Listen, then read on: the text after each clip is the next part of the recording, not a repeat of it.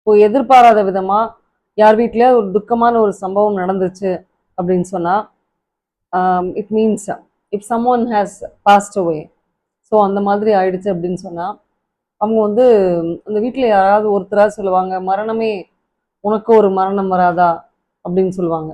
இந்த மாதிரி நம்ம கண்ணு முன்னாடி இல்லாத ஒரு கான்செப்டையோ இல்ல ஒரு பர்சனையோ டைரக்டா நம்ம அட்ரஸ் பண்ணி அவங்க கூட பேசுறது, அது வந்து இங்கிலீஷ்ல ஒரு ஃபிகர் ஆஃப் ஸ்பீச். அது என்ன அப்படின்னு சொன்னா அப்பாஸ்ட்ரோஃபி. இப்ப தமிழ்ல சொல்ற மாதிரி இதே சென்டென்ஸை நம்ம இங்கிலீஷ்ல கூட நம்ம டிரான்ஸ்லேட் பண்ணி சொல்லலாம்.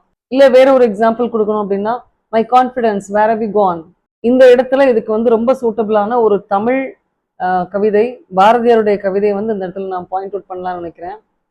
பாரதியார் வந்து காலனை டைரக்டா அட்ரஸ் பண்ணி பாடியிருப்பாரு. யமன் அவரை வந்து டைரக்டா அட்ரஸ் பண்ணி பாடியிருப்பாரு. காலா உன்னை நான் சிறு புல்லென மதிக்கிறேன், என் காலருகே வாடா சற்றே உன்னை மிதிக்கிறேன் அப்படின்னு சொல்லியிருப்பார். ரொம்ப அருமையான வரிகள். இந்த லைன்ஸை வந்து அவரு ஆக்சுவலா யமனை பார்த்து பாடியிருக்காரு. யமன் அவர் முன்னாடி கிடையாது, பட் எனிவே அவர் வந்து முன்னாடி இருக்கிற மாதிரி நினைச்சு அவர் கன்சிடர் பண்ணி பாடியிருக்கிறாரு. So this also can be considered apostrophe. அதே மாதிரி சம்டைம்ஸ் நம்ம சொல்லுவோம் காட் வேர் ஆர் யூ அப்படின்னு சொல்லுவோம். கடவுள் முன்னாடி இல்லை அப்படின்னு நமக்கு கடவுள் வந்து கண்ணுக்கு தெரியல, முன்னாடி இருக்கிறாரா இல்லையான்ற கான்செப்டுக்கு நான் வரல.